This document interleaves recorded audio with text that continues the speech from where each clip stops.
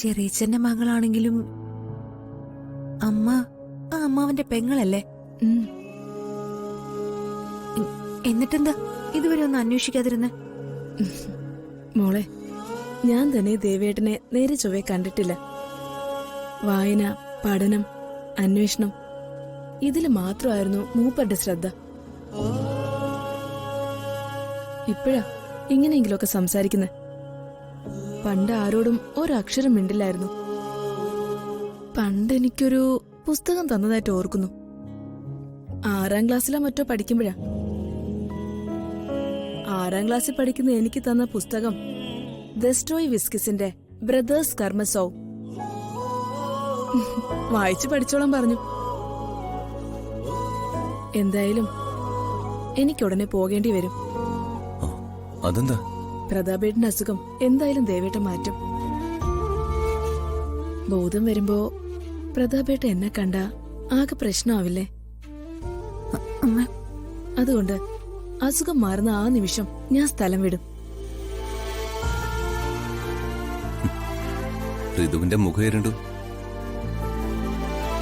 അമ്മ പോകുന്നതൊന്നും ഋതുവിന് സഹിക്കാൻ പറ്റില്ല. എനിക്കും അങ്ങനെ തന്നെയാ. എന്നുവെച്ച് എനിക്കെപ്പോഴും ഇവിടെ നിൽക്കാൻ പറ്റുമോ മക്കളെ? ഇപ്പൊ തന്നെ ആ അംബികയും മകനെയും എത്ര പേടിച്ചിട്ട് ഇതിനകത്ത് ജീവിക്കുന്ന. എന്നിട്ട് തന്നെ അവരുടെ ശല്യം എത്ര പ്രാവശ്യം സഹിക്കേണ്ടി വന്നു. എനിക്ക് പോണം, പോയേ പറ്റൂ. ഞാൻ ഇത്ര ഭാഗ്യമില്ലാത്തവളാണോ? എന്റെ അമ്മയും അച്ഛനും ഒരുമിച്ച് സന്തോഷത്തോടെ ജീവിക്കുന്നത് കാണാനല്ലേ ഞാൻ ആഗ്രഹിക്കുന്നത്. അതിന് എന്തെങ്കിലും ഉണ്ടാവോ? നിങ്ങൾ ഭാഗ്യമുള്ളവരാ മക്കളെ. എന്റെ തലയിലെടുത്ത് അത്ര തന്നെ. രാജകുമാരിയായിട്ട് ജനനം, പാല് കോരി തന്നത് സ്വർണ്ണക്കരണ്ടിയുണ്ട്. വളർന്നതൊക്കെ ഫ്യൂഡൽ പ്രഭുവിന്റെ മകളെ പോലെയാ. പിന്നെ പ്രണയം, വിവാഹം, ഒടുവില് ഒരു പിച്ചക്കാരി. അമ്മയ്ക്ക് അച്ഛന്റെ കൂടെ ജീവിക്കാൻ ഇഷ്ടമല്ലേ? എന്റെ ഇഷ്ടമല്ലല്ലോ മോളെ പ്രധാനം. നിന്റെ അച്ഛന് എന്നെ വേണ്ടെങ്കില് എനിക്ക് എന്ത് ചെയ്യാൻ പറ്റും? എന്തായാലും അതൊക്കെ വിട്ടേക്ക് മക്കളെ. ഇപ്പൊ നമ്മൾ പ്രാർത്ഥിക്കേണ്ടത് ഈ കിടക്കുന്ന അച്ഛനു വേണ്ടി മാത്രമാ. ദൈവമേ,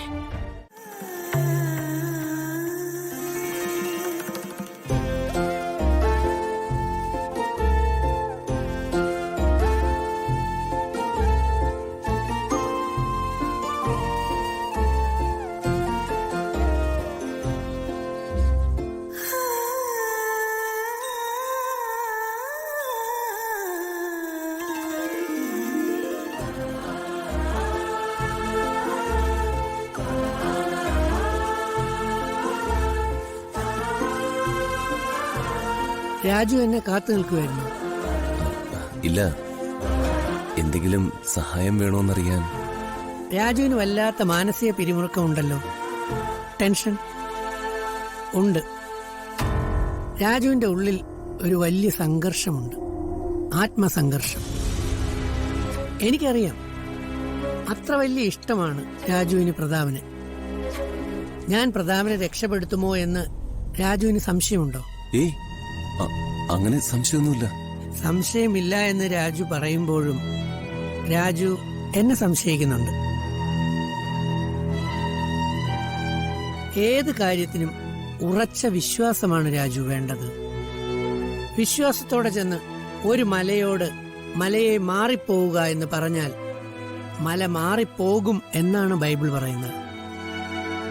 കടലിന് മീതെ കൂടി യേശു നടന്നു വരുന്നത് കണ്ടപ്പോൾ പത്രോസിനൊരാഗ്രഹം, കടലിന് മീതെ കൂടി നടക്കണമെന്ന്. പിറകിൽ നിന്ന് അയാൾ വിളിച്ചു പറഞ്ഞു, കർത്താവേ, ഞാനും. നടന്നു വന്നോളാൻ കർത്താവ് കൽപ്പിച്ചു. പത്രോസ് കടലിന് മീതെ 2 അടി വെച്ചപ്പോ അയാൾക്ക് സംശയം, ഇത് കടലല്ലേ? സംശയിച്ചതുകൊണ്ട് അയാൾ കടലിൽ മുങ്ങിപ്പോയി. പക്ഷെ കർത്താവ് രക്ഷിച്ചു. എന്തായാലും സംശയം നമ്മളെ അപകടത്തിൽപ്പെടുത്തുകയുള്ളൂ. സംശയിക്കേണ്ട, ധൈര്യമായിരിക്കെ, പ്രതാപൻ സുഖപ്പെടും.